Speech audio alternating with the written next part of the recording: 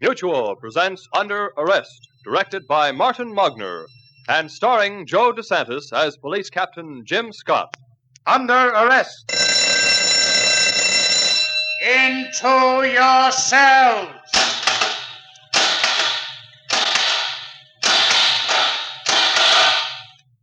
Criminals Behind Bars. Under Arrest, the story of Police Captain Jim Scott's fight against crime.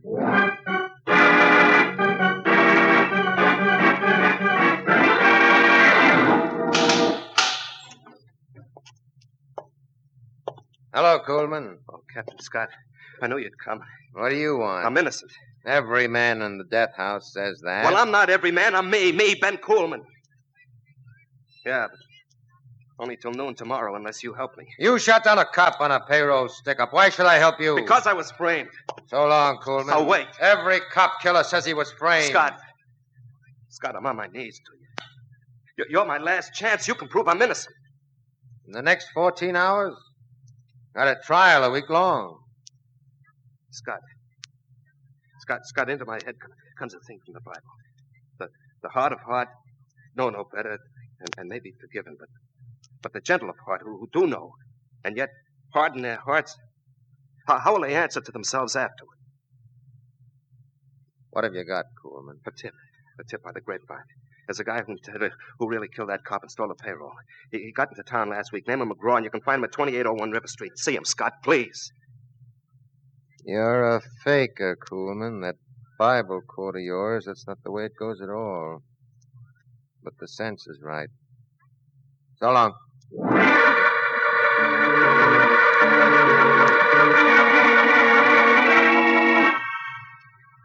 Before Captain Scott decides what to do in the case of the evil witness, may I have a word with you? When you buy an appliance for your home, you know that performance is what counts. All the shiny chrome in the world can't help an egg beater that doesn't beat eggs. Well, in much the same way, the test of our American economic system is, does it work? Free enterprise, competition, and a fair reward for a day's work have served to create our economic strength.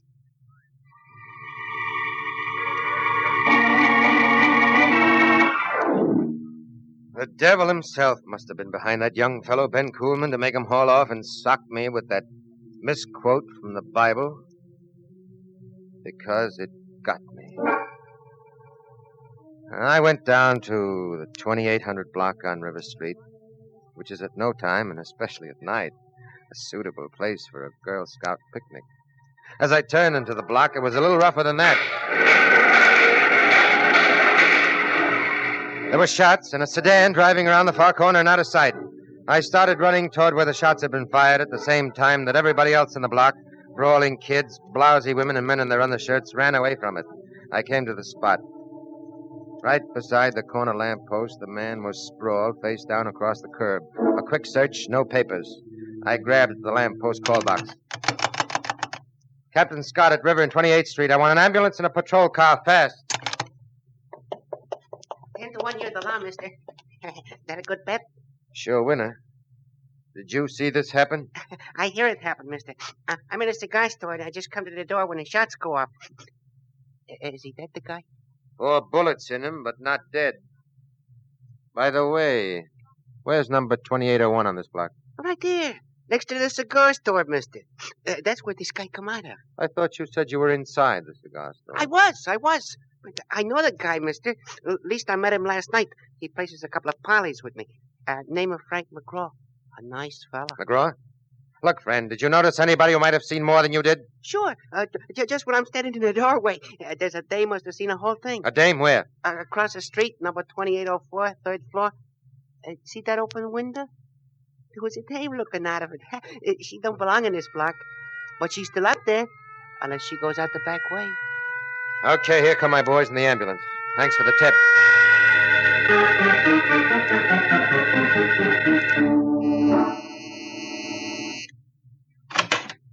Yes? I'm Captain Jim Scott, Police Headquarters. I'd like to talk to you a minute, Mr. Bud Ellison. Come on in. Thanks. This way. After you. Oh, what's on your mind, Captain? Oh, excuse me. Captain Scott, Police. This is my friend of mine, Edie. Oh, yeah. You probably both know, a few minutes ago there was a serious accident in River Street right out front here. Accident, Captain? What kind? I wonder if either of you saw it, or any part of it. Well, I've been in the kitchen, Captain, fixing up some scrambled eggs. You can't see the street from there. Only from this room. I see both windows are open. Miss, did you happen to see anything? I was reading a magazine, Captain. How you must concentrate. Did you hear any noise? Yeah, come to think of it. Thought it was kids with firecrackers or a truck backfiring. But naturally, I heard your siren and looked out. A fellow down in the street told me he saw a woman looking out of one of these windows just before the accident. Said she must have seen the whole thing. Bud, you hiding my rival somewhere in here? Edie's the only lady here, Captain. I guess we can't help you. What kind of an accident was it? I guess I shouldn't have called it an accident. It was more like attempted murder. Sorry to have bothered you both. Good night. Good night, Captain.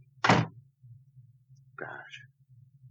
The guy shot down right in the street. It happens. Well, the streets were full of kids, people. What kind of a murdering moron would shoot and not care what he hit? Sounded to me like he hit just the guy he meant to. Only he didn't entirely get him. How do you know he didn't? That cop said it was attempted murder. To me, that means the guy's still alive. I must say Captain Scott got here fast. Yeah, he seemed to climb right up out of the ground. The guy fell down and boom, there he was. What? I mean, he must have showed up right after shots were fired. Happenstance, sort of. Edie, you did see what happened. No, I didn't. You were at the window. Scott said somebody saw a woman, and it couldn't have been anybody but you. Why didn't you tell him? I didn't see anything, Bud. You told Scott you were reading a magazine. There isn't even a magazine in this room. Bud, come here. You saw the whole thing. Why didn't you tell Scott? Come here, Bud. Put your arms around me. Afraid of gangsters or something? Listen, Bud, if I said I saw it, it'd get in the papers, wouldn't it? And my husband would read it. Your husband? I didn't tell you before, Bud, but I'm married. And if my husband found out I was seeing you, he'd get mad. So really, I was protecting you, Bud. You mad at me? They'll catch that killer some other way. Only, Bud, please don't be mad at me. I didn't dare say anything. On account of you. By now, I thought Ben Coleman's claim of having been framed into the death house looked pretty sound. McGraw, who could have cleared him, shot down to keep him quiet. But I had no witnesses except that girl Edie. I knew she was lying. She hadn't been reading any magazine, but if witnesses won't talk, it's hard to make them, especially a good-looking raven hair like that. When I got to the city hospital, though, McGraw was still alive but unconscious. My case hung now on him. So I waited and waited and waited until they called me in. McGraw was showing some signs of regaining consciousness. I'll keep the inhalator going, Captain Scott. McGraw, listen. Ben Coleman, your friend, told me you can save him from the chair. Tell me what you know about that cop killing. I want to save Coleman, McGraw, and I need your help. Who shot you from that car tonight? McGraw, anything you can tell me for a lead. One name, one fact. Try hard, McGraw. Try. I'm sorry, Captain Scott. He's dead.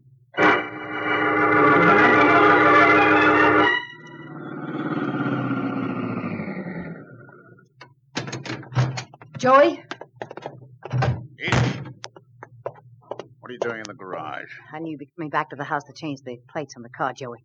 Besides, I got news. Listen, look. I know I got McGraw. That could wait. It's not that, Joey. From the street, somebody saw me at the window. And a cop came up to that guy's apartment. Oh, Bud Ellison's? It wasn't a blue boy, either. It was a plainclothes captain, Jim Scott. Did you tell him anything? No. Pretty soon, Bud Ellison doped out. I saw the thing happen. The only way I could shut him up was tell him I was married and my husband would find out about it. Well, honey bunch, that's true enough. Then what? I got him quiet. When I left, I went into a beanery across the way, and pretty soon he came out and went, where do you think? To headquarters. Why? Looking for Scott, I guess. Came out right away, and then I tailed him to the city hospital where McGraw is. Then he came out of there and went home. Just like a woman to hold the big news to the last. Ah, this is bad, Edie. But you ought to get me out of town tonight. Change the license plate and let's go. Let me think, will you? If McGraw was out of the way, they could never hang that cop killing on you, and Ben Coleman take the long sit tomorrow. But Ellison might lead Scott to me, and from me to you it isn't very far. Stop yakking, will you? I'm trying to think. But Joey, honey. Listen, look. The last bulletin on the radio said McGraw's dead. Phew. Why didn't you tell me? That means I'm in the clear, all right, on the killing Coleman's framed for, but I'll be hot on account of McGraw. If your boyfriend keeps acting up the way you say. Boyfriend? I only picked up Bud Ellison so I'd get into that apartment and point out McGraw for you. Give me that boyfriend stuff. I wouldn't get mad if you liked the guy. I saw him. Nice-looking gazebo. Joey, you crummy heel. I'm nuts about you, nobody else. Keep your skin on, baby. I was only kidding. Let me know it, Joey. Come here, you monkey. That's my boy. Okay, Joey, what's the move? First, we go into the house for a cold beer. Then I change the plates on the car. And then we go after Bud Ellison.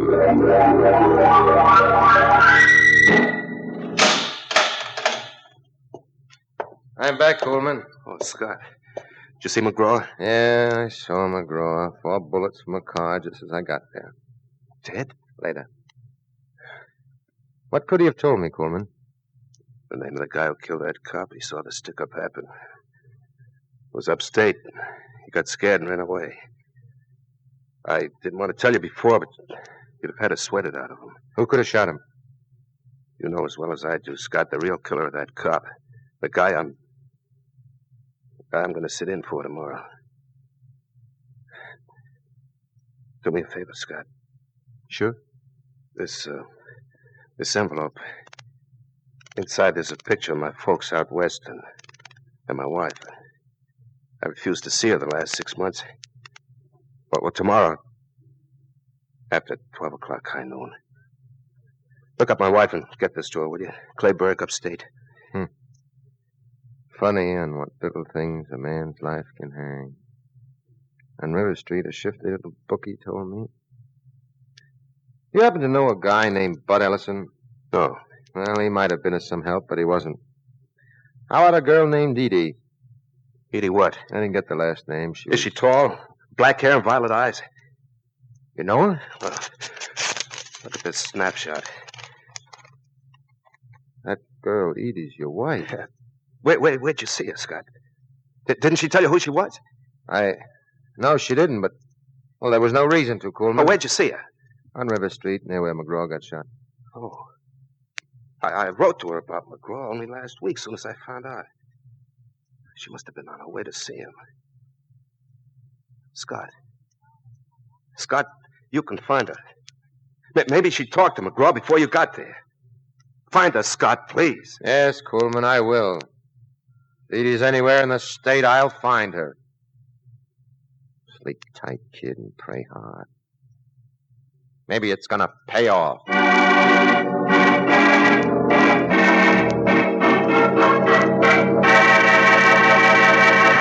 We'll continue our drama in just a moment. There are 2 great economic and social systems in the world that have one great difference. Under one system, private ownership of material wealth and private control of the means of production are outlawed. Under our own American economic system, private ownership of material wealth is open and free, and private control of the means of production is encouraged. Here, under our American system of private enterprise and capitalistic democracy, a man may earn as much as he's able and invest his money as he chooses. He may become one of many thousands of stockholders in vast industrial organizations and thus an owner of the means of production. And he may invest in land, in a home, in automobile and clothing, and all of the modern comforts which our system affords to all. And thus he becomes the private owner of the things that our economic genius produces. Now, this productive genius, unrivaled in the world, has been nourished by the American traditions of personal freedom. Freedom to work where you choose, to bargain collectively, to make a fair profit in a competitive market, and to invest earnings in new productive capacity and thus increase output. Our American economic system has proved its value. It has produced more of the good things of life for more people than any other system.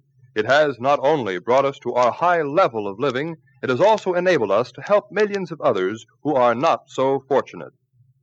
Now, we return you to Under Arrest.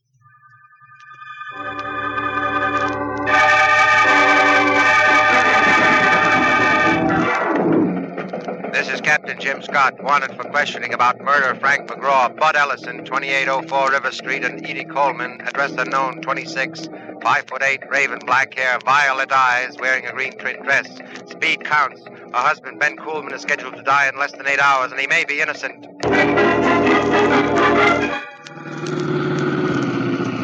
This is sucker stuff, Joey, coming right back to River Street. Listen, look. We got to get our hands on Bud Ellison. He can sink us both.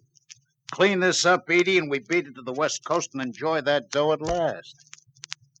Okay, Joey. Here I go.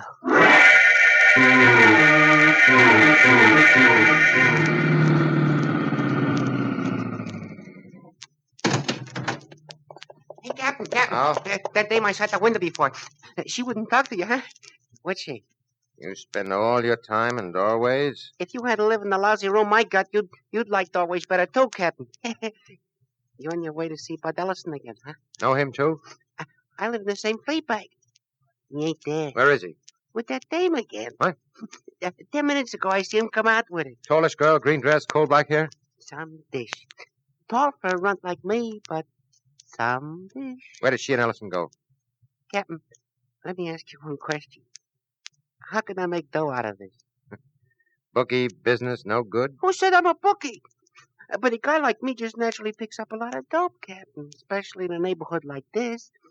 With business so lousy, I could go on relief, or I could peddle hot tips here and there. To you, for instance? You'd rather be a stool pigeon than a reliever? Well, it comes to the same thing, Captain.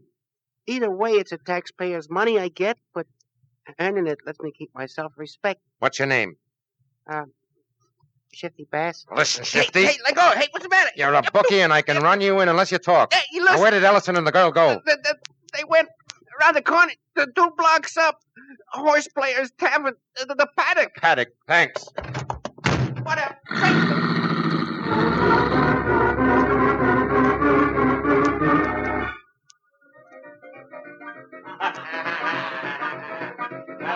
Honest, Bud. If I wasn't so scared of my husband finding out, I'd go right to Captain Scott. That's why I came back to see you. I like you, Bud, and we have fun together. I don't want you to be mad at me. So if you insist... Edie, did you see anything, really, that might help Scott? Well, I don't know what would help him, but I think I saw the last 3 numbers on the license plates. I could only be... Bud, A flash? I just remembered something more. I'll tell you on the way. Come on, we go see Scott. Waiter, here's a buck for the drinks. Maybe we can find a cab, Edie. I've got a car around the corner. Hold it. What? Just the guy we're going to see. Hello, Ellison. I've been looking for you. Well, that's lucky, Captain Scott. Edie and I are just now going This to... girlfriend of yours? I don't care anything about her. You're the guy I'm after, Ellison. You're coming to headquarters with me.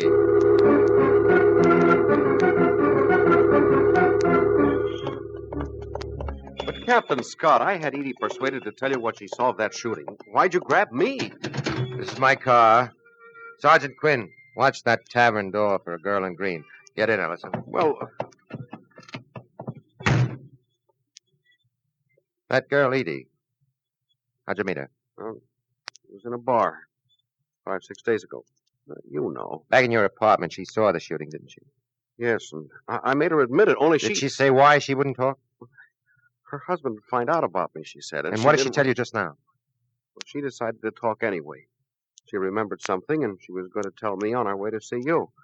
She said she had a car near here someplace. Did she say where exactly? Just around the corner. I knew I was right to haul you out of there. Ellison, she wasn't going to take you anywhere near headquarters. What? Wait a second. Scott and car X27 calling headquarters. Scott and car X27. Get this. I want every available man and patrol car to throw a 4-block cordon around the Paddock Tavern on 30th near River Street. Somewhere in this area, the murderer of Frank McGraw is waiting in a car. I don't know exactly where the car is or what the man looks like, but I think I can smoke him out. Get on it, rush. Captain, you think Edie's in with a killer? They were going to kill me, too, because... Holy smoke, you saved my life. Ellison, you stay in the car. I'm going back into the tavern.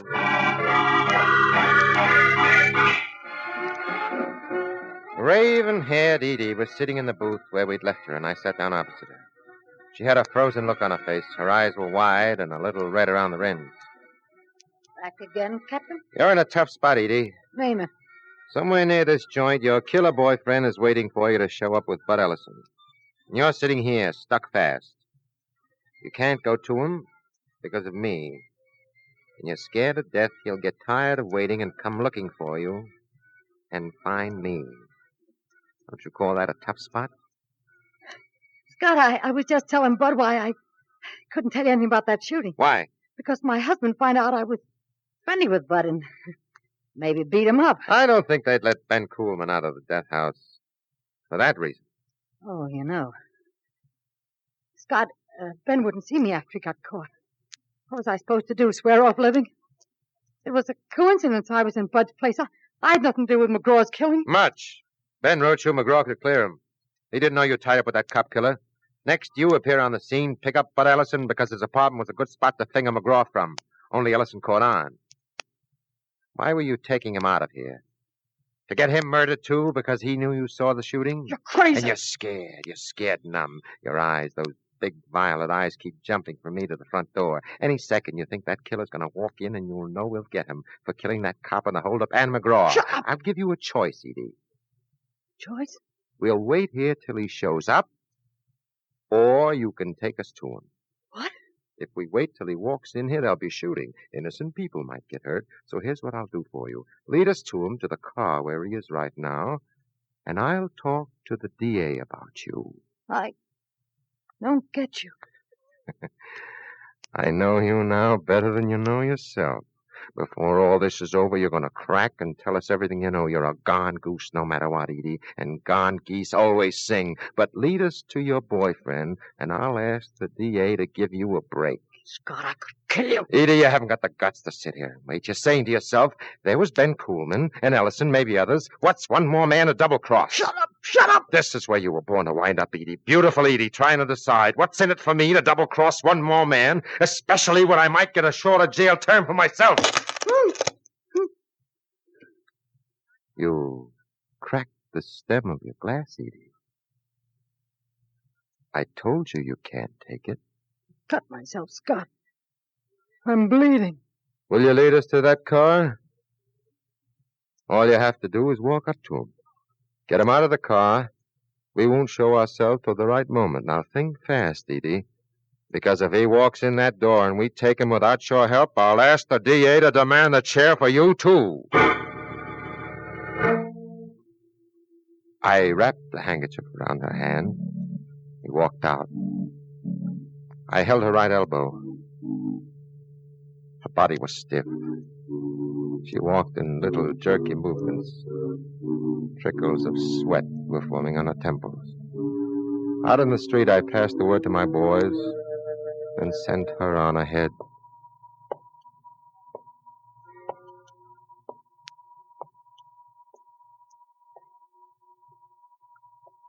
"5 a.m. of Ben Coolman's last day on Earth.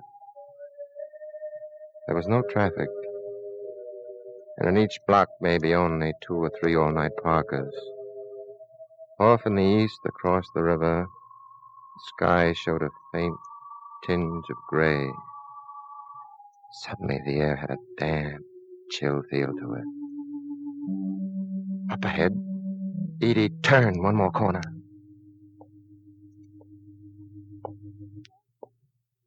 Joe!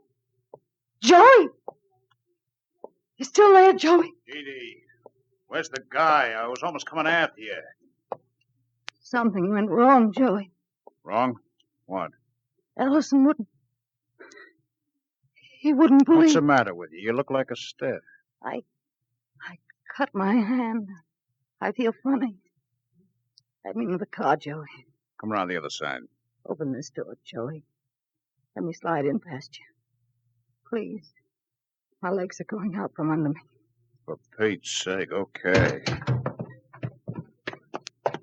Okay, climb in. Joey, Get in, will you? We gotta get out of town fast now. Joey, I wish I'd known you somewhere else. I wish we were 2 other people. Joey, I love you. All right, you, hands in the air. Cops. Hands in the air, you're under arrest. Edie. A double-crosser. You led him to me. Drop that gun, you! I love you, Joey. No matter what happens, I love you. I love you. Shut up. No! I hate your That takes care of her, copper. Now come on, get me. Quinn, let him have it!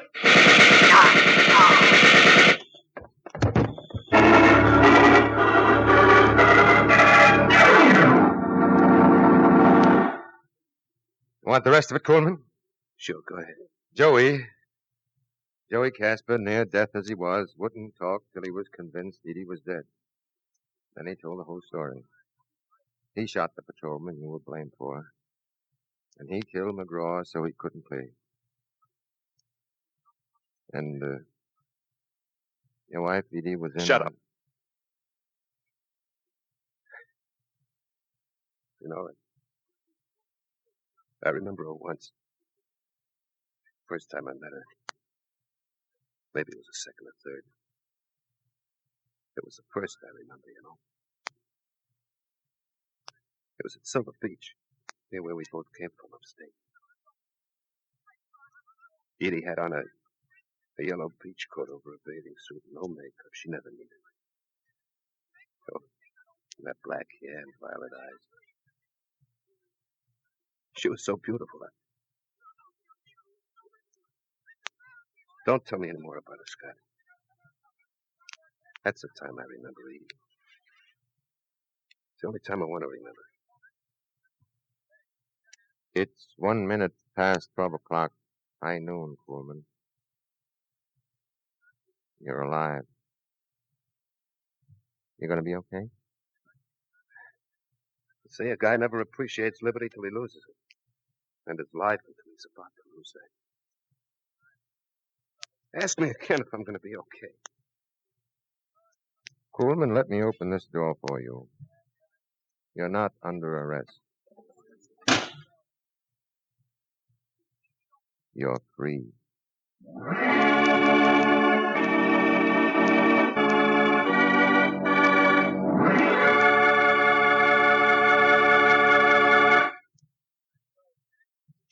Captain Jim Scott will be back in just a moment to tell you about next week's case. Meantime, take a look at this radio. That's right, your own radio there in your home. Plenty of people have radios, some larger than yours, some smaller, and that's just the point. Because you don't look at this radio in wonder. It's a common, everyday, accepted fact that you and so many millions have a radio in your home. And yet, in many parts of the world, in many millions of homes, there is no radio. And there isn't one in the next house or the next block. There may be only 2 or 3 in a whole town. Why? Because the American economic system is the only way of work that provides things like radio so plentifully and so inexpensively that everyone can be an owner. That's one small example of what free capitalistic democracy has done and continues to do. One reason why Americans know that our economic system works.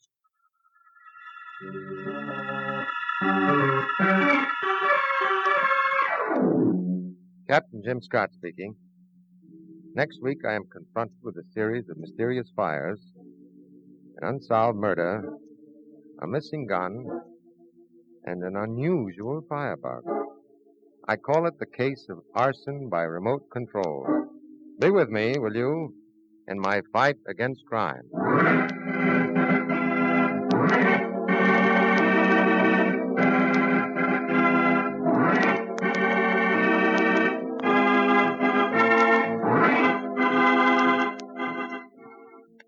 You have heard Under Arrest, presented by Mutual and starring Joe DeSantis as Police Captain Jim Scott. Today's case was especially dramatized for Under Arrest by Paul Milton. Original music was composed and played by Al Finelli. Heard in today's cast were Linda Watkins, Ralph Bell, Larry Haynes, and Louis Van Ruten. All names of persons used in Under Arrest are fictitious. Any resemblance to names of actual persons, living or dead, is coincidental. This is Jack Farron speaking. This is the Mutual Broadcasting System. Stay with us for Mr. Fix-It.